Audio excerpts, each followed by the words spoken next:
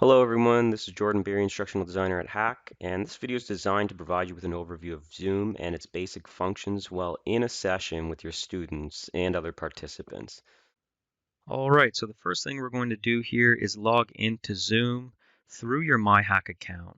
So log into your MyHack account, and on the left-hand side of the sidebar, you're going to click Zoom Video Conferencing. And then you're going to click Zoom Login. Now, before we log in, you're going to want to download the desktop version of Zoom. It has more functionality and it's a lot more stable. So you're going to click on Download Client in the bottom of the screen here, and it's going to take you to Zoom's page. Here you're going to download the file, and depending on your operating system and browser, it's going to pop up and ask you if you want to save the file or run the file. Ideally, you want to run it. It'll start installing right at this point, but we'll hit save. Now, if you're running Chrome, you'll see a download show up in the bottom taskbar. If you're using Mozilla Firefox like me, there will be a blue download button you can click to access the Zoom installer. If you're using a different browser, you can find the download in your downloads folder. So we're going to run that execute file, or a DMG if it's a Mac, and it will install Zoom for you. Now we're going to minimize the browser window, and we're going to go to our desktop where we'll see a Zoom icon has appeared. Now we're only going to use this Zoom icon application one time just to log in with our credentials. After that, you're going to want to use the Zoom login through MyHack to access Zoom because it will run a lot more smoothly and things will be a lot more straightforward if you set up meetings that way. So we're going to run the Zoom application and we're going to click sign in, and you're going to click sign in with SSO. So if you're already signed in to MyHack, you'll click sign in with SSO. This should say hack.zoom.us. You'll click continue. And now it should pop up in this area. Now we can close this because now it is signed in with our hack credentials. We shouldn't have to do that again. It should automatically sign into the application that's installed on your computer. So we're going to navigate back to MyHack. And when you want to schedule meetings, you want to access Zoom, this is how you're going to do it. So we're going to look at the video conferencing section and click Zoom. And you're going to click sign in using your hack account. Now in another video, we already looked at how to set up a meeting. From this point, when you want to start your Zoom meeting that you've created, you're just going to hit the start button and Zoom will automatically pop up for you to start using. So once you hit the start meeting button, you'll see this window pop up and another small pop-up appears in front of the main screen, and you'll see it's going to ask you to choose one of your audio conference options. What you're going to want to do is click join with computer audio so that the computer can pick up your audio from your headset or your mic. So once we do that, it will tell us that we're using our computer audio. And you'll notice that when I hover over this main screen, a taskbar shows up at the bottom of the screen here. And these are all the tools and the functions that Zoom provides to users while in session. And we're going to look at some of these really briefly just to give you an overview of some of the functions that you can use while you're giving a remote lecture to your students. The first thing that we're going to look at is the mute function. The mute function basically just mutes your mic so that the students can't hear anything that you're saying. This is a useful tool if there's some distraction happening in the background while you're trying to deliver this Zoom lecture. Say your dog barks or your kids bust in the room, you can hit the mute button, and it's a quick way to just silence your mic so that the students don't hear anything. The next button here to the right is the Start Video button. Once you hit that, this is going to show your webcam students. So I'll go ahead and do that. Hey everyone, here I am at my house recording this video for you. Um, Obviously, more than likely you're going to be using the screen share option so that you can show PowerPoint presentations just as you would in a face-to-face class. But if you want to add a bit of personality, you can add your webcam as well. I'm going to turn that off so you don't have to look at my mug anymore. Here we go. Let's keep going down the line here. The next button on this list is the invite button. More than likely, you're not going to use this tool. This basically is another way for you to send the invitation out to students to join this session. But considering that you're going to take that link and share it with your students through D2L, through your D2L homepage in the form of a widget, or a news item, or you sent it in an email, the students all likely have access to that link already. And we'll look at how to do that in a later lesson. The next button here is the Manage Participants button, and you'll see when we hit this button, a sidebar pops up here on the right. And this is where the participants are going to show up for you to observe and to kind of control here. So you'll see that I'm the only participant in this meeting. So when you hover over a name, you can mute the individuals or you can rename them if you'd like. Also, this is where your students can also send quick little visual responses to certain things. Say you ask them a question, a yes or no question. They can say yes, and you'll see a little check mark pops up, or a no. And this is kind of useful if you want to just ask them a quick yes or no question. They can non-verbally respond, and they also have a few other options here you can see to help them communicate with you through the chat, through this participant section. Here's where you can mute all students, you can unmute all students, and you're also given more options here as well when you hit the drop down. So basically those are the manage participant functions. The next function is the polls option. I'm not going to go into great detail about the polls, but essentially what the polls option is it allows you to create and pose a question to your students, and they can briefly answer it so you can collect data or information in a survey in real time. It can be very useful to spark or to continue conversation. The next function is one of the more important functions of Zoom, which is the share option. When you hit the share button, a pop-up is going to show up, and you're going to have a number of options to choose from here. Basically, the share option allows you to choose any open application that your computer's running at the time. So you'll see I have PowerPoint running, I have my email open, I have Camtasia open. Or just my whole screen as a whole. So you can choose how you want to display what applications or programs to show students or what's on your screen. And this is really useful for when you want to show a PowerPoint presentation and lecture over the PowerPoint presentation, just like you would in a face-to-face class. So we're going to go ahead and just take a look at the PowerPoint option. So you'll see once you have the PowerPoint presentation opened up, you can click through the slides and show them that information. You can also notice that once you hit the share function, the taskbar then shows up at the top of the window now. So you have all the same options that you had at the bottom.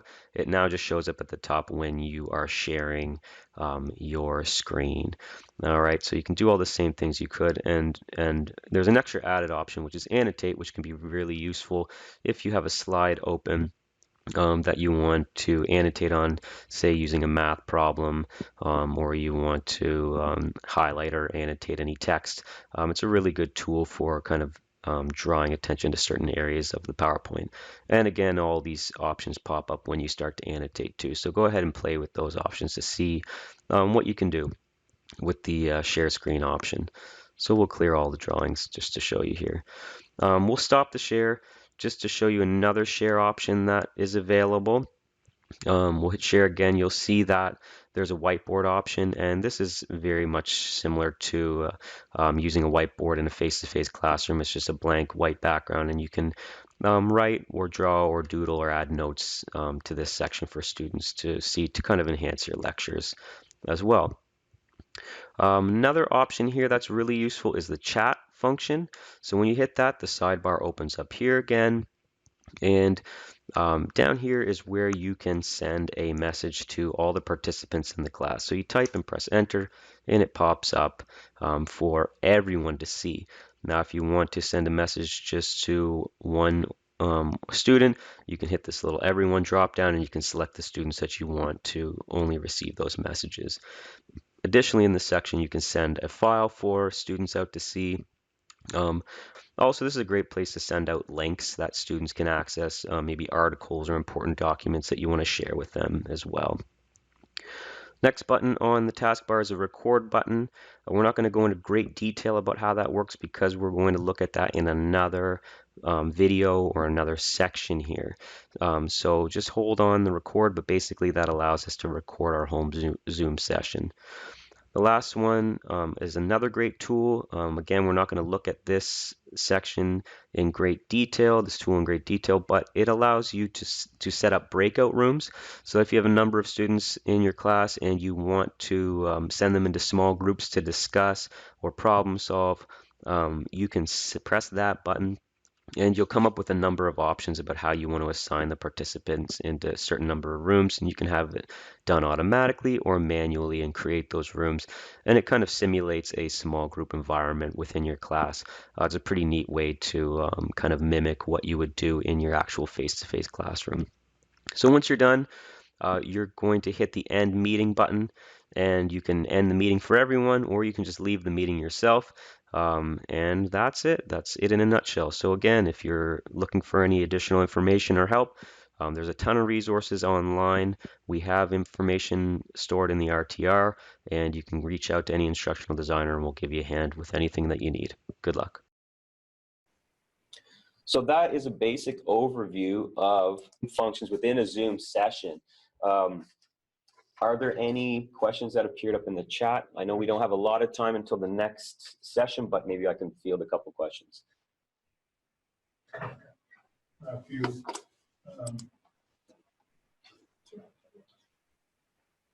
Can a student and teacher both use the annotation tool at the same time? That I'm not 100% sure. That's a great question. I have not tested that out, but that's something that we can look into, and we can provide more documentation about how that works. Joe's telling me now that he believes that that is possible to do. Again, we'll check in on that, and we will create a job aid to kind of outline how to perform that task. And just so you're aware, again, that all of these, so the question was, the faculty member was playing around with Zoom last night with their daughter, and they're trying to see what the user end of Zoom would display, and they did not have all the functions that we as hosts have. And that's true, that's correct. The host has more capabilities than the user does. That is for the purpose of us having control. Now, there is an option that you can give students control over the meeting. You can make them a host, or you can allow them to share their screens as well.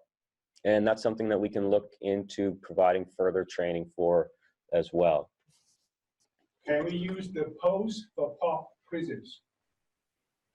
The question was, can we use the polls for pop quizzes? Potentially, yes. I would say you wouldn't want to use the poll for pop quizzes simply because it's not designed for that. It's not a great place for you to be able to collect that data easily. So you'd want to use a quiz within the D2L shell, which fortunately we do have more trainings on that coming later on today. So polls may be just used for discussion starters to help kind of get a gauge on what students' thoughts or feelings are on certain topics rather than a formal assessment tool.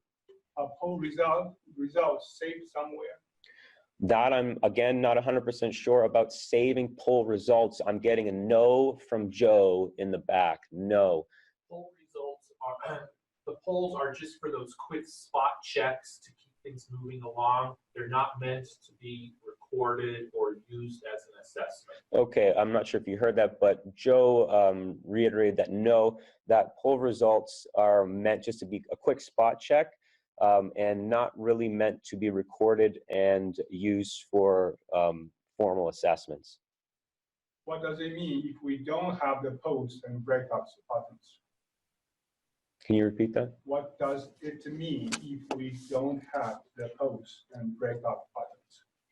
If you don't have the breakout buttons on the taskbar below, well, right now, if you're thinking about looking at it right now, you won't have that option because you're not hosting this Zoom session. If you are hosting the Zoom session, you'll have more capabilities at the bottom. You'll see. So this is kind of a good example of what a host versus a participant would look like. Once you set up your own Zoom meeting, you should have that option available to you at the bottom of the screen. Can poll answers ever be open-ended?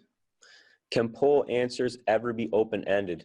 I don't believe so. I think the poll section is mostly used for multiple choice style questions. If you wanted to pose an open-ended question, you could use the chat box on the right here, or you could use D2L's discussion tool as well. Can you show us the whiteboard? Can students use the whiteboard if we let them share a screen? The question is, can students use the whiteboard if we allow them to share the screen? And I'm seeing that yes, we believe that students can use that function if they themselves they would have to have what? Sorry, repeat that. We're not 100% sure on that, so I can't give you the definitive answer. Have students mark up the host's whiteboard. Can they do that? Well, we're not 100% sure. So that's another thing that we'll have to go in and look into and provide more resources for you. But that's a great question, and that would lend itself to more student-centered and active learning. But again, yeah, we will have to look into that functionality on the student end. If we have two screens and want to share both the whiteboard and the screen with the PowerPoint, how do we do that? I don't believe that. So the question was, can you share the whiteboard and another portion of the screen at the same time? And I don't believe that you can do that. Joe's telling me no, definitively you can't. You can either choose the whiteboard or this background desktop one at a time. So there's no way to do that. Of course, you could find a workaround if you are familiar with using annotation tools in Word. You could display Word on your screen and annotate that and another application at the same time. So there are ways around doing that, or using Microsoft Paint. If you wanted to use that as a whiteboard, you could potentially make that happen. So annotating on whiteboard, can you use the pen or on the Surface Pro or iPad?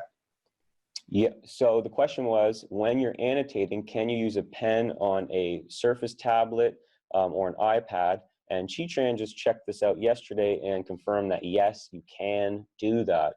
So that's another great way to kind of make it more user-friendly for yourself. If you do have a tablet or a Surface, you can hook that into your laptop or computer and use that as the annotation pen. So it's a lot more user-friendly than trying to draw with a mouse. I was in a discipline Zoom meeting yesterday, and that meeting had the option of raising your hand. I don't see that. Not that I want to today's ratings, but I think that's a nice feature. Am I in a Zoom session with a class? How is that turned on? Okay, so the question was that the participant was in another Zoom session where they were able to raise their hand and ask a question. That function is available. I know someone earlier did raise their hand in this section. I'm trying to look at where on my screen that can be found. It's not showing up. It should be in the participants list there somewhere. So I'm being told that it should be in the participants list somewhere here. If anyone in the participant chat box knows where that can be found, that'd be great if you could answer that. But I'm sure that is a function. In the participant list, the first choice, you raise your hand. Okay, so I'm being told that in the participant list, it's the first choice. Unfortunately, you can't see my screen. Matthew is raising his hand right now. Thank you, Matthew. So it does show up on the participant list. Okay, I see. When I'm hovering over, Students can see it. and me as the instructor, I can lower that person's hand as well when I hover over their name. So Sarah Jacobson's raising her hand, and I'm going to shut her down and not answer her question and lower her hand. Do you have anything to say, Sarah? Oh, Uzma's got it. Any other questions? Can we record it? Can we record the Zoom session attached to D2L? The question is, can we record a Zoom session attached to D2L? I think what the question means is, can we upload Zoom recordings to D2L? And the answer is yes. And we are going to present a training on that today to show you what the next steps are after you record your Zoom training. How do you get that recording into your D2L shell for students to watch or rewatch at a later date? But yes, that is a possibility. Now I'm running past my time, so I have to move on to the next segment. Thank you guys for your answers and for bearing with us while we figured out those technical difficulties there.